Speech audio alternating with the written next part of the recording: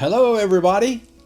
I'm Jim Hastings, and this is our new edition of Croasdaile podcast. And we're glad you're watching from wherever and you're seeing us today. I'd like to introduce our resident, Mary Abadia. I said that correctly? Abadia. Abadia. Okay. Anyway, Mary's here, and as always, I will start off with a question for you, Mary. Okay. Can you tell us about your first 18 years when you were little? When I was little, okay. I was born in Pennsylvania, and I spent all 18 years in Pennsylvania, so it wasn't very exciting. I was born in a little railroad town, and then we moved to a little bit bigger coal town. So that's Pennsylvania for you. Lovely state, and I enjoyed very much growing up. It was very small, all the towns I lived in. The college, or the high school I went to, only had 20 or 85 people in the graduating class, so very small. I had two sisters who were one older and one younger than me, so we sort of got along really well, and wonderful parents. Oh, great. So you lived in a small town and you knew everybody. Just about, yes. Great. Okay. Then after high school, Yeah.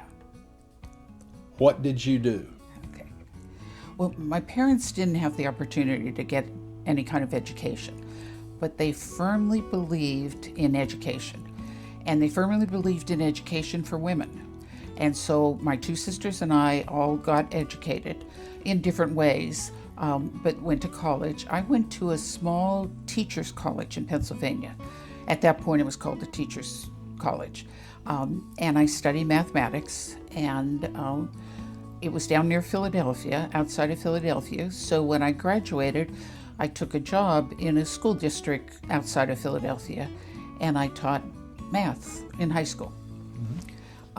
And that's where I met my husband, who was an administrator in that school district. And I also started teaching down at Drexel University at night. Now, I only taught high school for about 10 years, but I taught at Drexel for about 20 in the evening, kind of thing. But after 10 years of teaching high school, I decided to take a sabbatical and talked to some friends, and eventually started working for a computer company. And so that's what I did the majority of my working career. Oh, a computer geek. A computer geek. And at that point, there weren't a lot of computer majors or in colleges. It was just starting, which tells you how old I am, but it was just starting. And so they would take math teachers and train us, which was really great. It worked out well for me. And so I went to work for a small computer company that specialized in computer systems for hospitals. And then that company was bought out and no longer exists, but it was bought out by a big German company, Siemens. And Siemens also did software for hospitals. And so then I went to work for them. So nice, exciting career. Exciting. Okay, then what? Well, as I mentioned earlier, my first 18 years and even more were spent definitely in Pennsylvania. And I think once I went to New Jersey, and that was it. But when I went to work for these computer companies, I started traveling for them. And so during the Y2K thing, I was traveling throughout the US. I had started as a programmer, but moved into management and project management. So I traveled throughout the US for Y2K. And then when Siemens purchased my company, I started traveling internationally.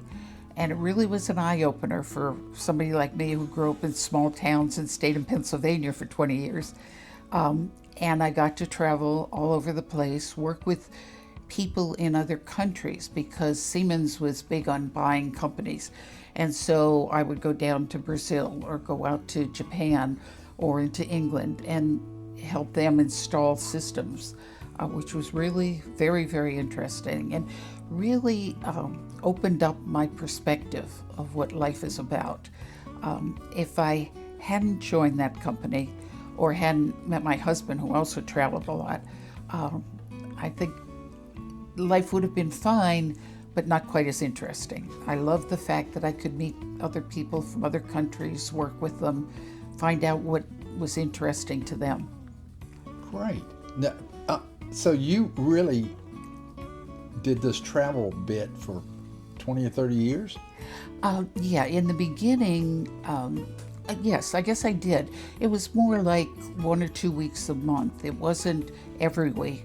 Some people would do it every week. Mine wasn't every week.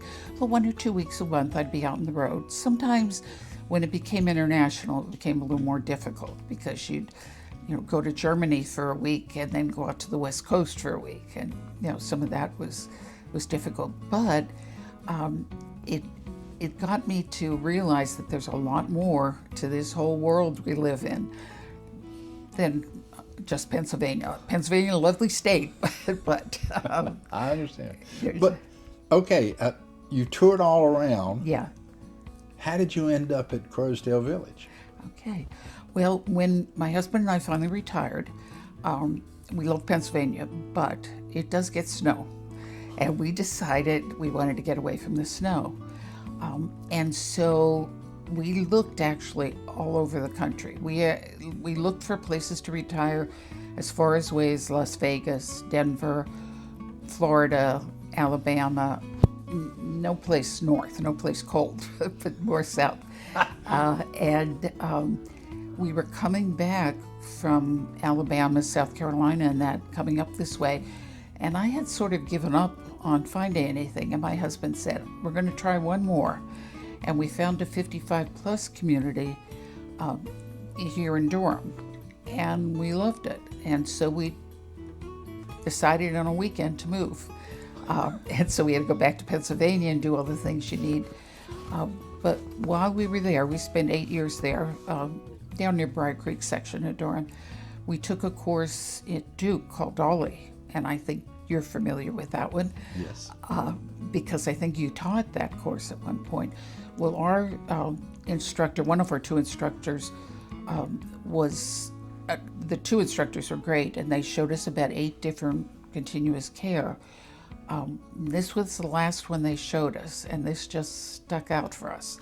We liked it. And then we asked her where she was going, and both instructors were planning on coming here. So it sort of said, this is probably the place for us to be. And we're glad you came. And we're glad we're here. Good for you. Okay. Thank you for coming by and stopping with You're us for a few moments, because we know you're doing a lot of stuff around Croasdaile. Yes. So keep going, and keep Jim busy. Okay. He needs to be busy too. He needs to be busy. Thank you all for watching.